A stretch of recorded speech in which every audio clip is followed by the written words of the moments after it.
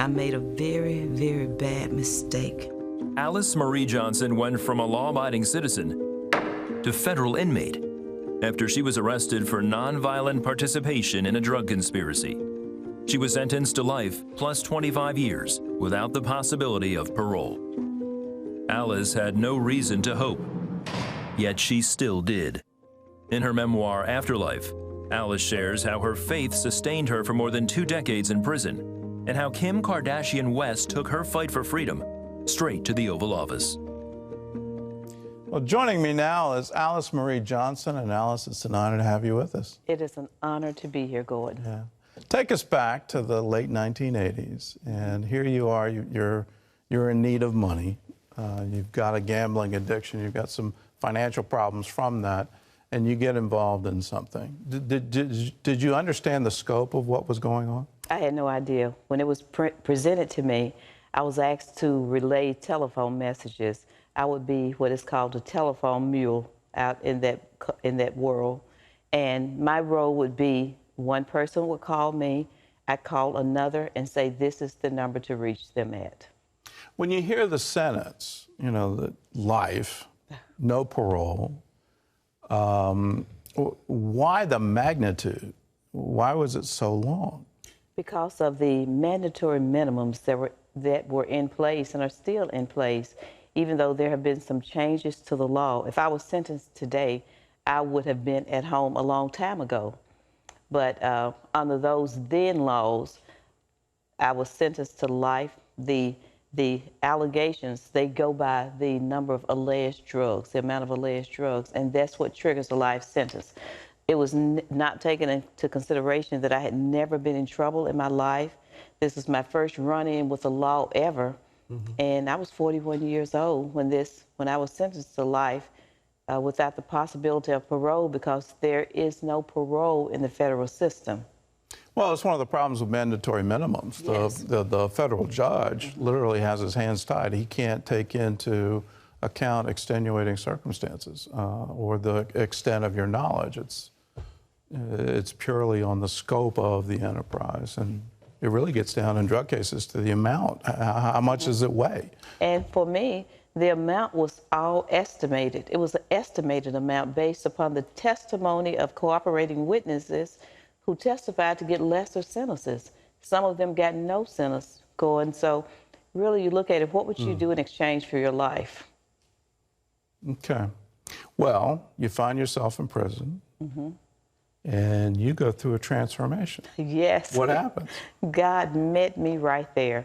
Even though I grew up in a Christian family, I had a Christian foundation, but I had strayed away from my faith. Right there in that prison cell, when I cried out to God, one thing that I said in my book, that He always honors a cry. He heard me. I prayed, and I said, Lord, if you can use me here, I'm available.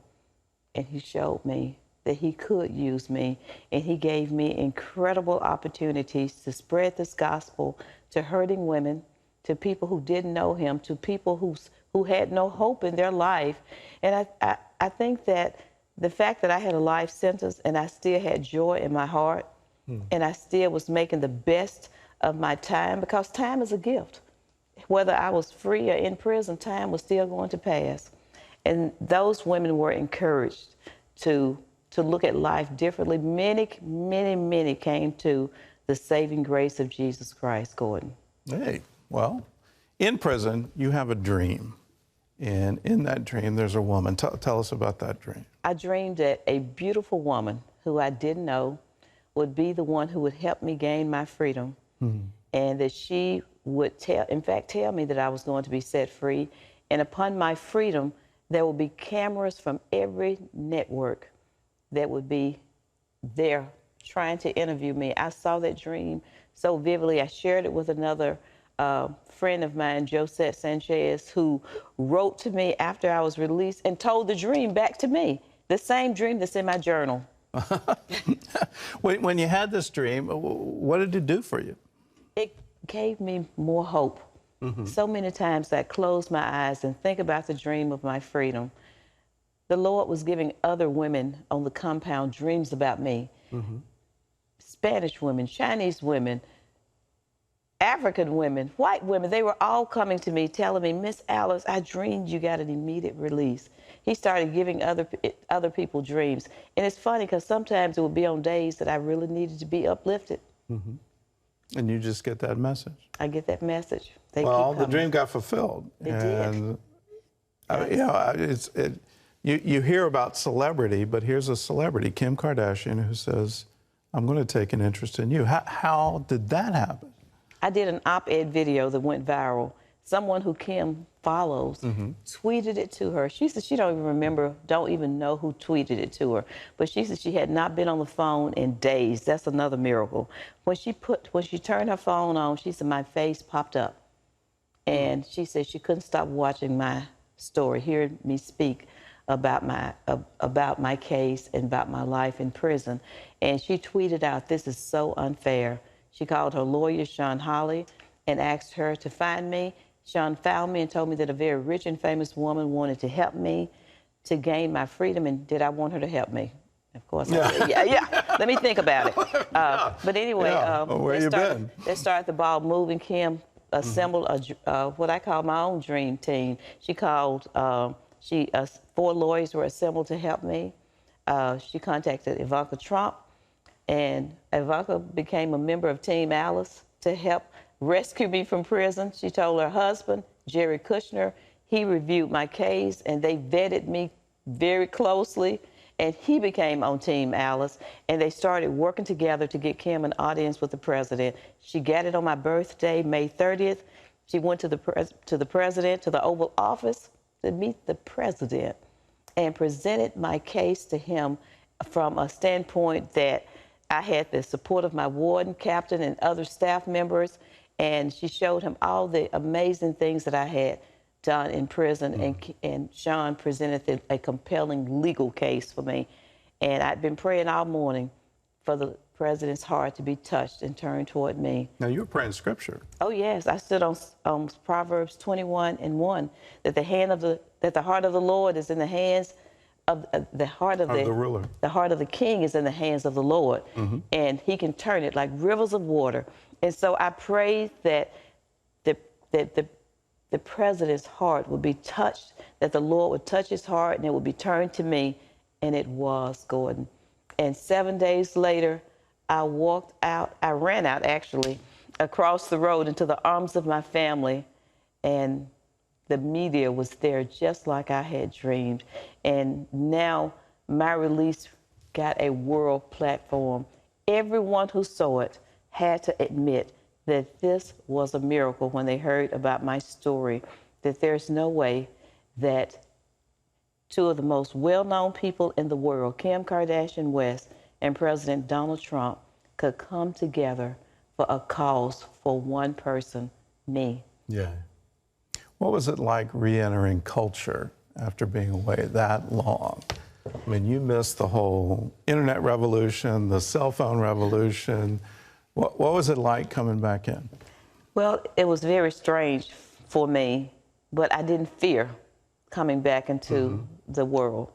There was, as you said, there was no internet, no cell phones, no Facebook, nothing. And so I walked into, it's almost like stepping onto a strange planet, because you got to have a phone to operate These here. days. And I'm hearing this little thing in my daughter's car, they call it GPS, and it's talking, and I'm like, what is that? And because I'm used to maps, and it has not been a hard transition, because so many people have embraced my release and they've been so happy. And I was never disconnected from my family.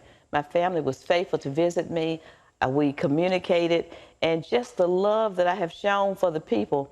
And there has not been one single person that I have met that couldn't tell me where they were on the day that I was released from prison. That's how much it touched them, that they can tell you where they were. All right.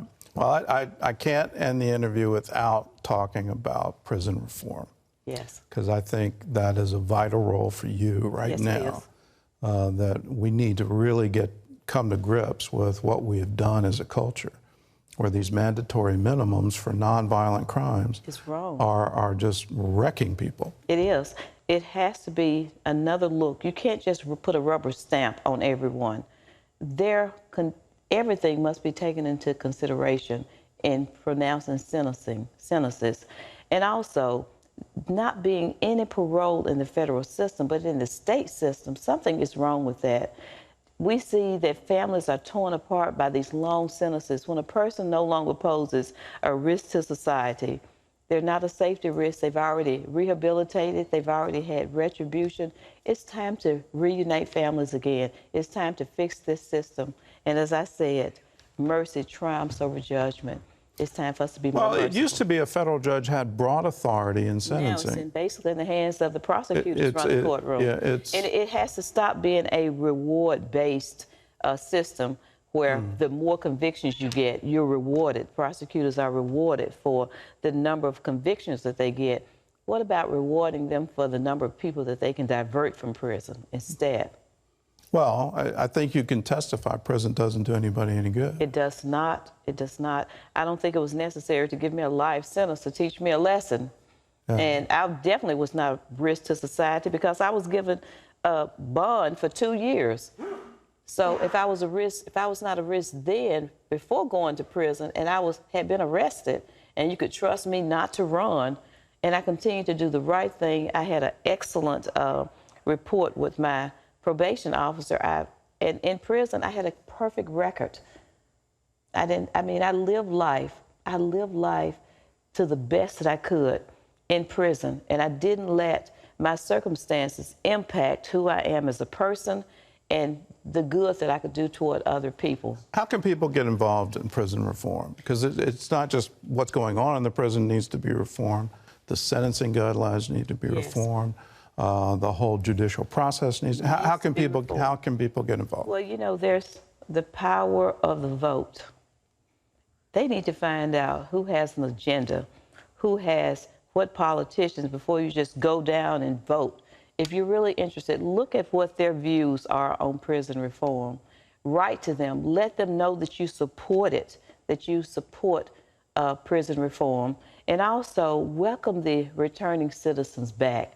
Give them a chance when they come back. Employers need to give them a job because these are going to be your neighbors. They need the most. These are going to be your neighbors, and you want to give people the best chance of success when they come out of prison. So there are so many different ways that if they're your neighbors, welcome them back home. Show some love, because we know that love triumphs over hate. Love triumphs over evil. So we have a responsibility as citizens also to support the ones who are coming home. Amen. Well, you can read more of Alice's story in her book, Afterlife. It's available in stores nationwide. And thanks for your story. Thanks for your testimony. For having me here.